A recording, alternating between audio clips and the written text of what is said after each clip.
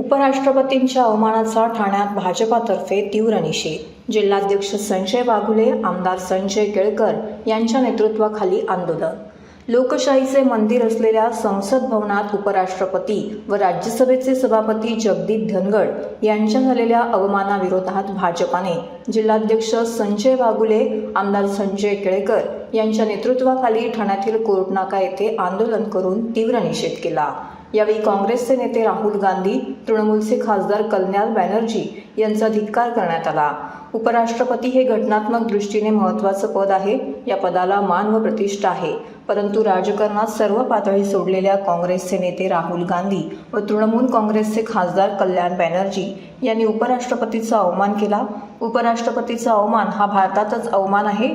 त्याबद्दल काँग्रेस, तृणमूल काँग्रेससह विरोधी पक्षांनी माफी मागावी अशी मागणी भाजपचे जिल्हाध्यक्ष संजय वाघुले यांनी केली। आमदार संजय केळकर यांनी विरोधी पक्षाच्या नकारात्मक मानसिकतेवर टीका केली। उपराष्ट्रपतींना घटनात्मक दर्जा आहे, त्यांचा अवमान करण्याचे कृत्य निंदनीय आहे अशी टीका आमदार संजय केळकर यांनी केली।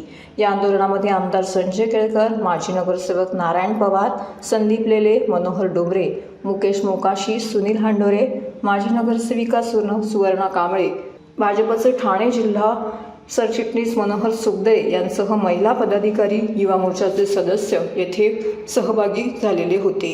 तृणमूल काँग्रेसचे खासदार कल्याण बॅनर्जी यांनी भारतीय जनता पार्टी आणि राज्यसभेचे खासदार जगदीप धनखड यांचं त्या ठिकाणी राज्यसभेच्या बाहेर त्या ठिकाणी त्यांच्या व्यंगत्वावर जे ॲक्शन केली आणि त्या ॲक्शनची व्हिडिओ शूटिंग त्या ठिकाणी राज्यसभेच्या बाहेर काँग्रेस पक्षाचे नेते जे स्वतःला पंतप्रधानांचे स्वप्न बघतात, राहुल गांधी यांनी त्यांची शूटिंग केली आणि निर्लज्जतेचा कळस त्या ठिकाणी गाठला।